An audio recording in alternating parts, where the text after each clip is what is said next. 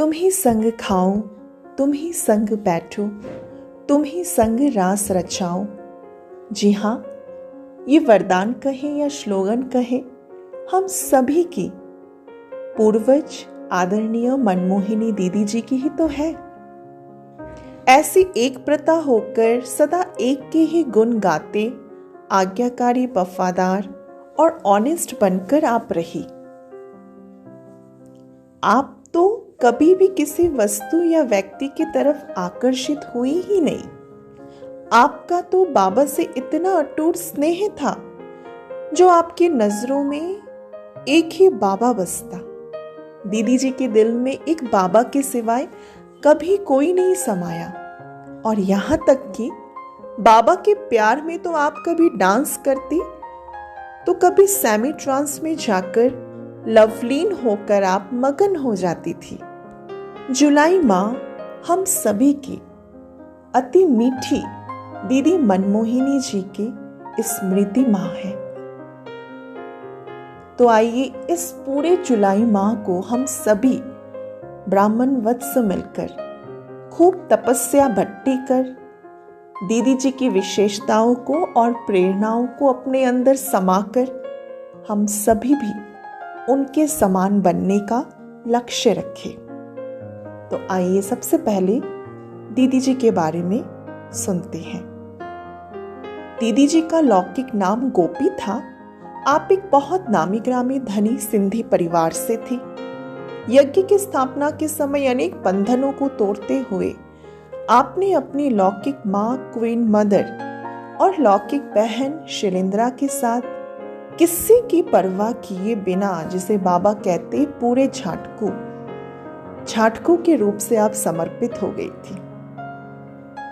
दीदी मनमोहिनी जी जो यज्ञ की आधार स्तंभ थी, आपकी दूरदृष्टि, परखने की शक्ति और ईश्वरीय नियम मर्यादाओं में दृढ़ता के साथ पालन करने और औरों को कराने की शक्ति का तो क्या जवाब था। कोई जवाब ही नहीं था। आपका तो बाबा से इतना अटूट प्यार था, हर पल हर बोल में बाबा बाबा ही निकलता। आप तो दिलवाले की सच्ची दिलरुबा थी। आपको अव्यक्त नाम मिला था मनमोहिनी। इस माउंट आबू के स्थान को चुनने की सेवा बाबा ने दीदी जी को ही दी। 1950 में जब पूरा यज्ञ दीदी जी के निर्देशन में कराची से आबू में ट्रांसफर हुआ और 1952 से जब भारत में ईश्वरीय सेवाएं प्रारंभ हुई, उस समय आपने इलाहाबाद, दिल्ली आदि आदि अनेक स्थानों पर अपने त्याग, तपस्या और निश्चय के बल पर कई सेवा केंद्र खोलने के आप निमित्त बनी थी। मातेश्वरी जगदम्बा, जो कि संस्था के प्रथम प्रशासिका थी, उनके अव्यक्त होने के पश्चात 1965 से आप फिर से बाप दादा के साथ मधुबन में रहकर यज्ञ की इंटरनल कारोबार को और पूरे प्रशासन को आप संभालने में बाबा के राइट हैंड बनी। और 1969 में ब्रह्मा बाबा के अव्यक्त होने के पश्चात दीदी और बड़ी दादी की जोड़ी को पूरे यज्ञ ने देखा और इन दोनों जोड़ियों ने मिलकर पूरे यज्ञ को संभाला। दोनों ने सभी ब्राह्मण वत्सों को, चाहे वो देश के हो या विदेशों के, आप दोनों ने मिलकर माता पिता के रूप में बहुत निस्वार्थ रूप से पालनाएं दी।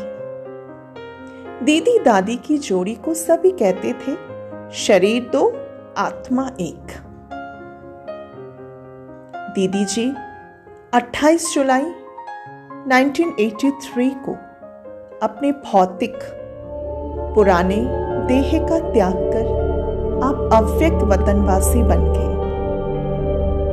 तो आइए इस पूरे जुलाई माह में हम सभी दीदी जी की विशेषताओं को जानकर उन्हें भी हम याद करें और उनकी विशेषताओं को भी हम याद कर अपने आप को संपन्न बनाने का लक्ष्य फिर से लेवे।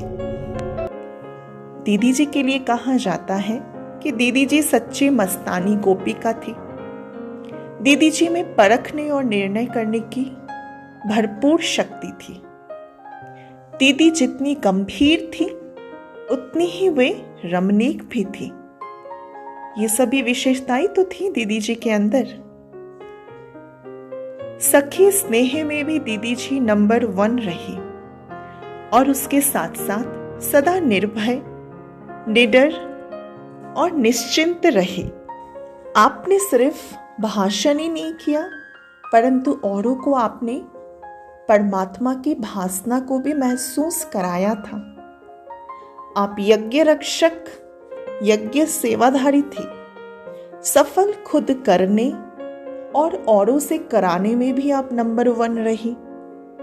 आपके अंदर लव और लॉ का फुल बैलेंस था। मर्यादा पुरुषोत्तम की स्थिति थी आपकी। आप स्वयं स्वमानधारी और सम्मानदाता भी थे। योगी और कर्म योगी जीवन का आदर्श क्या होता है, और अगर देखना हो तो दीदी जी से हम सभी सीख सकते हैं। तो आइए इन्हीं सभी विशेषताओं को भी हम सभी याद कर अपने जीवन को भी हम दीदी जैसा संपन्न बनाएं। अच्छा, ओम शांति।